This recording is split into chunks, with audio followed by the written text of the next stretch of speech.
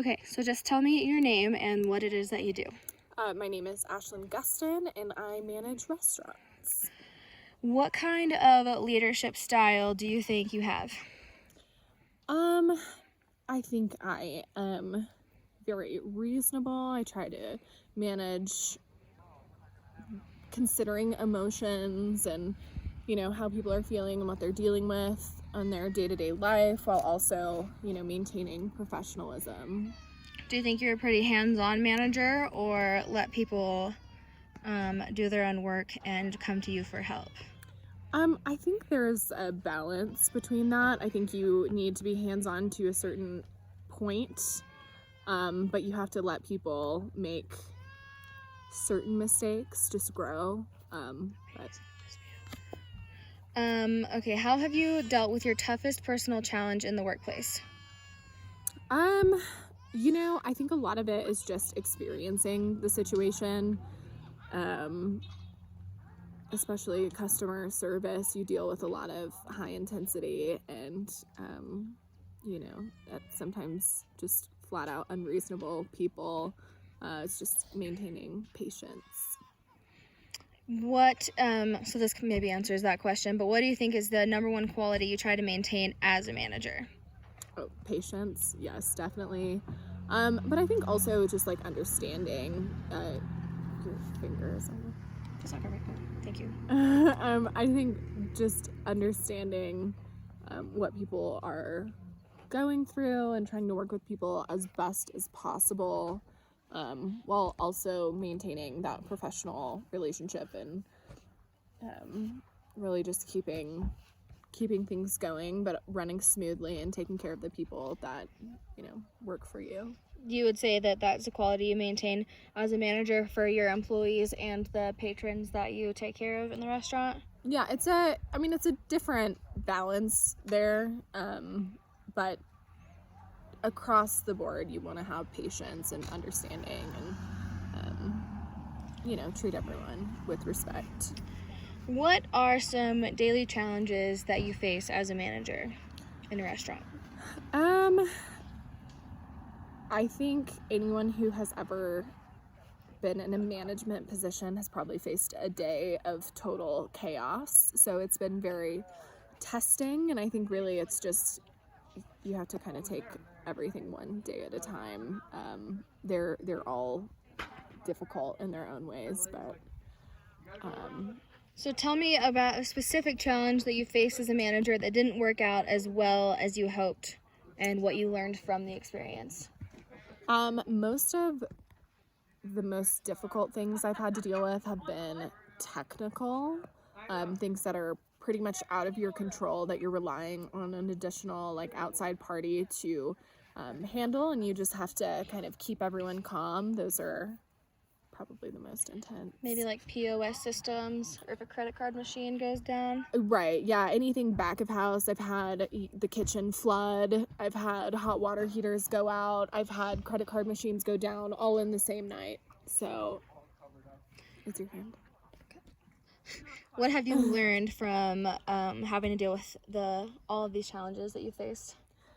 I have learned that I can handle a lot more than I thought in some seriously testing situations. But you also learn a lot about yourself, I think, in the process. So, working in a restaurant, I'm sure you work with all kinds of different people, from front of house, back of house, and just waiting on a bunch of people, or taking care of a bunch of people. So how would you effectively communicate similar information to different people in the workplace to achieve similar results? I think you kind of have to have a similar game plan going into everything. The points that you have to make, things that people absolutely have to know. There's no leniency, no wiggle room, but then being able to take that and kind of cater it to each specific employee. So maybe like getting to know each employee and what works with them. Right. I think if you have the ability to work with a smaller staff, you should take advantage of that, and I think that's the best way to create a more comfortable environment and be able to, have lower turnover.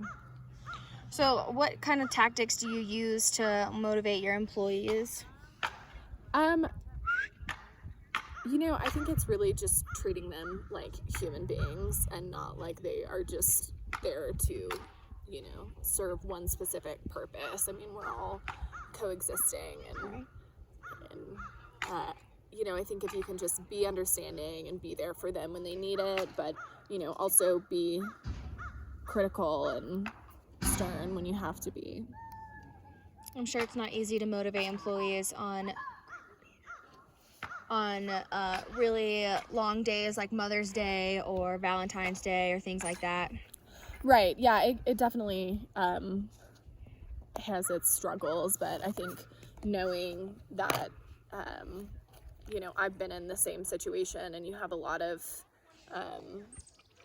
just common ground with your employees, and it's a really good way to kind of gain some respect, but also you don't seem crazy. You know what you're talking about. They've seen it. They trust your qualifications, I guess. So how do you try to maintain an ethical culture when faced with a dilemma?